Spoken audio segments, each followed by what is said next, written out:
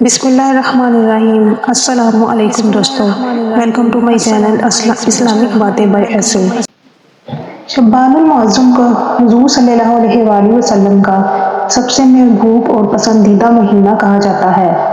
اس مہینے میں آپ صلی اللہ علیہ وآلہ وسلم کثرت سے روزے رکھتے تھے اور عبادتوں کا خصوصی اہتمام کرتے تھے۔ اس ماہ کا نام شعبان رکھنے کی توجیہ کی گئی ہے۔ نبی پاک حضرت محمد صلی اللہ علیہ وآلہ وسلم کا ارشاد پاک ہے، رمضان اللہ رب العزت کا مہینہ ہے اور شعبان میرا مہینہ ہے۔ شعبان المعظم کو حضور صلی اللہ علیہ وسلم کا سب سے محبوب اور پسندیدہ مہینہ کہا جاتا ہے۔ اس مہینے میں آپ صلی اللہ علیہ وآلہ وسلم کثرت سے روزے رکھتے تھے اور عبادتوں کا خصوصی اہتمام کیا کرتے تھے۔ اس ماہ کو شعبان رکھنے کی توجیہ کی گئی ہے۔ شعبان کا مادہ شب ہے جس کے معنی گھاٹی کے ہیں۔ گھاٹی پہاڑوں کے درمیان دشوار راستے کو کہا جاتا ہے۔ اور اس مہینے کا نام شعبان رکھنے کی توجیہ یہ بھی ہو سکتی ہے کہ اس مبارک مہینے میں ہم خیر و برکت کے اعمال کے ذریعے اللہ کا تقرب حاصل کر سکتے ہیں۔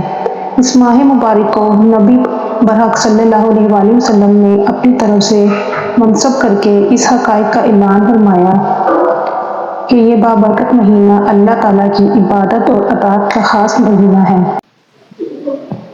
حضور اکرم صلی اللہ علیہ وآلہ وسلم کا یہ معمول رہا کہ آپ صلی اللہ علیہ وآلہ وسلم اس مہینے میں کثرت سے روزے رکھتے تھے اور اتنے کہ رمضان المبارک سے ملا دیتے تھے۔